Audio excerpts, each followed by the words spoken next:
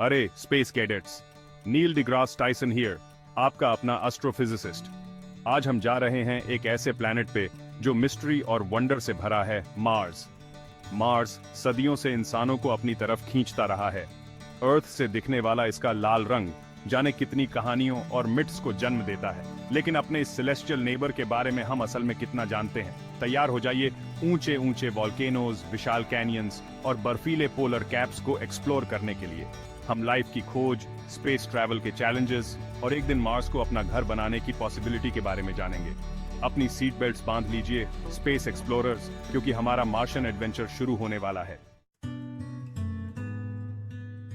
Mars, सूरज से चौथा planet, हमारे सोलर सिस्टम का एक फैसिनेटिंग और मिस्टीरियस हिस्सा है। यह प्लैनेट अपने यूनिक कैरेक्टरिस्टिक्स और इंट्रीगिंग फीचर्स के लिए जाना जाता है। इसकी स्टार्क ब्यूटी और इंटरेस्टिंग कॉन्ट्रास्ट्स इसे एक कैप्टिवेटिंग डेस्टिनेशन बनाते हैं। मार्स की सरफेस पर क्रेटर्स, वैलीज और माउंटेन्स का एक अद्भुत कॉम्बिनेशन है, जो इसे एक एक्स्ट्रॉर्डिनरी प्लैनेट बनाता है। अर्थ से छोटा होने के बावजूद मार्स पे हमारे सोलर सिस्टम के सबसे बड़े वॉल्केनोज और कैनियंस हैं। यह प्लैनेट अपने जियोलॉजिकल फीचर्स के लिए भी प्रसिद्ध है, जो इसे एक यूनिक और फैसिनेटिंग वर्ल्ड बनाते हैं।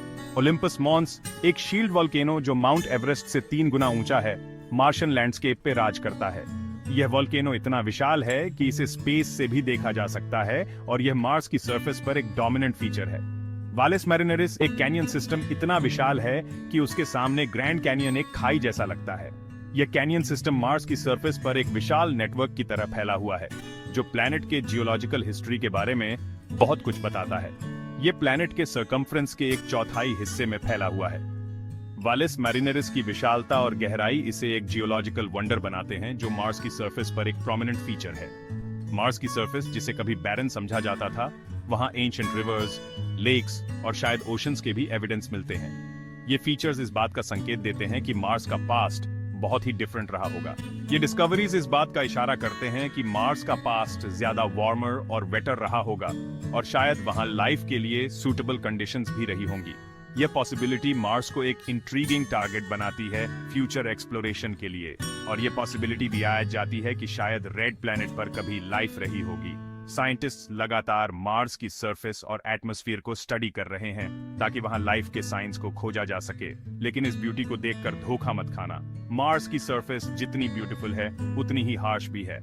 वहां के कंडीशंस बहुत ही एक्सट्रीम हैं, जो ह्यूमन लाइफ के लिए बहुत चैलेंजिंग हो सकते हैं। आज मार्स बहुत ही हार्श है, इसका एनवायरनमेंट बहुत ही इनहॉस्पिटेबल है और वहां सरवाइव करना बहुत ही मुश्किल है। मार्स का एटमॉस्फेयर बहुत ही थिन है, जो मोस्टली कार्बन डाइऑक्साइड से बना है। इसका पतला एटमॉस्फेयर, जो मोस्टली कार्बन डाइऑक्साइड से बना है, सूरज की रेडिएशन से बहुत कम प्रोटेक्शन देता है। यह रेडिएशन मार्स की सरफेस पर बहुत ही हार्मफुल हो सकती है और वहां लाइफ के लिए बहुत ही चैलेंजिंग कंडीशंस क्रिएट करती है।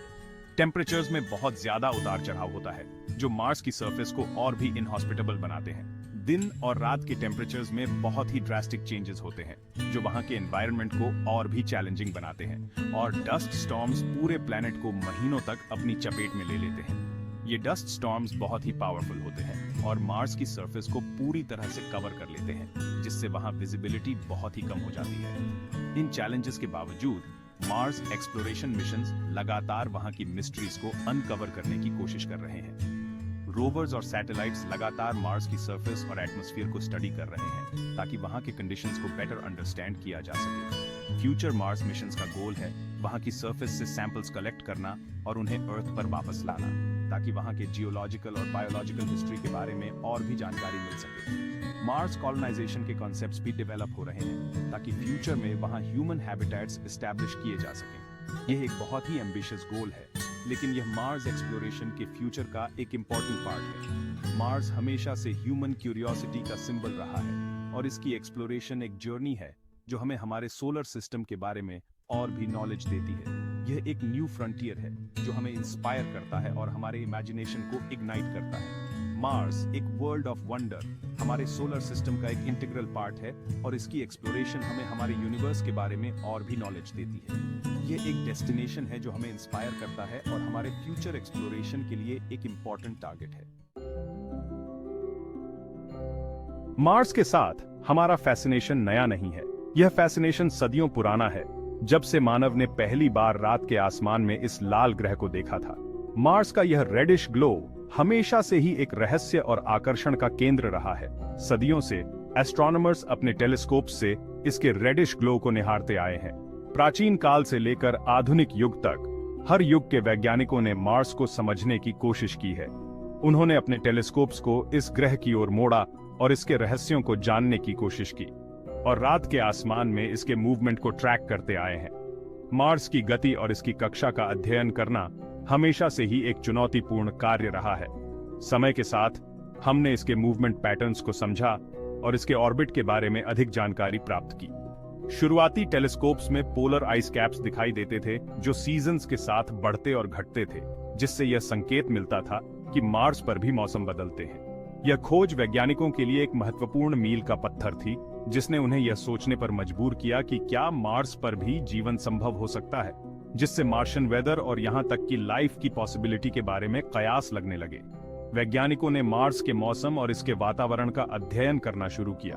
उन्होंने सोचा कि अगर मार्स पर मौसम बदलते हैं तो शायद वहां जीवन के लिए अनुकूल परिस्थितियां हो सकती हैं। 20वीं सेंचुरी में स्पेस एज ने मार्शियन एक्सप्लोरेशन का नया दौर शुरू किया। रॉकेट्स और स्पेसक्राफ्ट्स ने हमें मार्स के और करीब पहुंचाया। यह वह समय था जब मानव ने पहली बार अंतरिक्ष में कदम रखा और अन्य ग्रहों की ओर अपनी यात्रा शुरू की।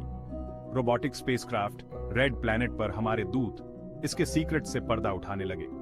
इन रोबोटिक मिशनों ने हमें मार्स की सतह की विस्तृत जानकारी दी। उन्होंने वहां की मिट्टी, चट्टानों और वातावरण का अध्ययन किया और हमें इस ग्रह के बारे में नई जानकारियां दी। मैरिनर मिशंस, जिसने हमें मार्स की सरफेस की पहली क्लोजअप इमेजेस दी, ने हमारे ज्ञान को और बढ़ाया। इन इमेजेस ने हमें मार्स की सतह की संरचना और वहां के भूगोल के बारे में महत्वपूर्ण जानकारी दी। वाइकिंग लैंडर्स तक, जिसने लाइफ के साइंस खोजे, ने मार्स पर जीवन की संभावनाओं की खोज को और आगे बढ़ाया। इन मिशनों ने मार्स की सतह पर एक्सपेरिमेंट्स किए और वहां के वातावरण का विश्लेषण किया। हर मिशन ने इस रहस्यमय दुनिया के बारे में हमारी समझ को और बढ़ाया है। मार्स के बारे में हमारी जानकारी हर नए मिशन के साथ बढ़ती जा रही है। आज हम मार्स के बारे में पहले से कहीं अधिक जानते हैं और यह सब उन वैज्ञानिकों और मिशनों की बदौलत है जिन्होंने इस ग्रह की खोज में अपना योगदान दिया है। आज हमारे रोबोटिक एक्सप्लोरर्स मार्स की सरफेस पर घूम रहे हैं, हमें इनवैल्यूएबल डेटा और ब्रेथ टेकिंग इमेजेस भेज रहे हैं। ये डेटा और इमेजेस हमें मार्स के बारे में बहुत कुछ सिखा रहे हैं, जैसे कि वहां की जियोलॉजी, क्लाइमेट और पोटेंशियल हैबिटेबिलिटी के बारे में। स्पिरिट, अपॉर्चुनिटी और क्यूरियोसिटी जैसे रोवर्स ने बहुत लंबी दूरी तय की है, रॉक्स का एनालिसिस कर रहे हैं, एटमॉस्फेयर को स्टडी कर रहे हैं और एंशिएंट लाइफ के साइंस की तलाश कर रहे हैं। इन रोवर्स ने मार्स की सरफेस पर कई महत्वपूर्ण डिस्कवरीज की हैं जो हमें इस रेड प्लैनेट के इतिहास और एवोल्यूशन के बारे में नई इंसाइट्स दे रही है। ये रोबोटिक जियोलॉजिस्ट्स ने पास्ट वाटर एक्टिविटी के एविडेंसेस ढूंढ निकाले हैं, जिससे पता चलता है कि हो सकता है कि मार्स पहले रहने के लिए ज्यादा हॉस्पिटेबल रहा होगा। मार्स की सरफेस पर एंशिएंट रिवरबेड्स और मिनरल्स जो केवल पानी में बनते हैं, ये सब इस बात के संकेत हैं कि कभी वहां पानी बहता था। उन्होंने ऑर्गेनिक मॉलिक्यूल्स जो कि लाइफ के बिल्डिंग ब्लॉक्स होते हैं भी डिटेक्ट किए हैं, जिससे अर्थ के अलावा और कहीं लाइफ की पॉसिबिलिटी के बारे में हमारी क्यूरियोसिटी और भी आज गई है। ये मॉलिक्यूल्स हमें ये सोचने पर मजबूर करते हैं कि क्या मार्स पर कभी माइक्रोबियल लाइफ रही होगी। इस बीच मार्स रिकनेसेंस ऑर्बिटर और मेवन जैसे ऑर्बिटर्स ऊपर से प्लैनेट के चारों तरफ घूम रहे हैं, इसकी सरफेस की हाई रेजोल्यूशन में मैपिंग कर रहे हैं, इसके एटमॉस्फेयर को स्टडी कर रहे हैं और पास्ट या प्रेजेंट वाटर के साइंस की तलाश कर रहे हैं। ये ऑर्बिटर्स हमें मार्स के क्लाइमेट और वेदर पैटर्न्स के बारे में भी वैल्यूएबल इंफॉर्मेशन दे रहे हैं, जिससे हमें इस प्लैनेट के बारे में और भी गहराई से समझने में मदद मिल रही है। मार्स एक्सप्लोरेशन में कई इंटरनेशनल स्पेस एजेंसीज भी शामिल हैं जो कोलैबोरेटिव मिशंस के जरिए इस रेड प्लैनेट के रहस्यों को सुलझाने की कोशिश कर रही हैं। ये मिशंस न केवल साइंटिफिक डिस्कवरीज के लिए महत्वपूर्ण हैं, बल्कि ये हमें फ्यूचर ह्यूमन मिशंस के लिए भी तैयार कर रहे हैं। आने वाले समय में हम मार्स पर ह्यूमन मिशंस भेजने की योजना बना रहे हैं।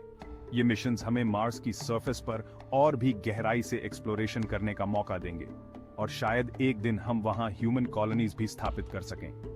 मार्स पर सस्टेनेबल लिविंग के कॉन्सेप्ट्स पर भी काम चल रहा है ताकि वहां ह्यूमन प्रेजेंस को लंबे समय तक मेंटेन किया जा सके। ये कॉन्सेप्ट्स हमें मार्स पर रहने और काम करने के नए तरीके सिखा रहे हैं जो फ्यूचर स्पेस एक्सप्लोरेशन के लिए बहुत महत्वपूर्ण होंगे। मार्स एक्सप्लोरेशन न केवल इस प्लैनेट के बारे में हमारी अंडरस्टैंडिंग को बढ़ा रहा है, बल्कि ये हमें फ्यूचर स्पेस एक्सप्लोरेशन के लिए भी तैयार कर रहा है। मार्स एक स्टेपिंग स्टोन की तरह है जो हमें और भी दूर के प्लैनेट्स और सेलेस्टियल बॉडीज की एक्सप्लोरेशन के लिए प्रेरित कर रहा है। हमारी आईज ऑन मार्स हमें यूनिवर्स के मिस्ट्रीज को सुलझाने की दिशा में एक कदम और आगे ले जा रही है। ये एक्सप्लोरेशन हमें ये सिखा रही है कि हमारी क्वेस्ट फॉर नॉलेज कभी खत्म नहीं होती और हम हमेशा नए होराइजन्स की तलाश में रहते हैं।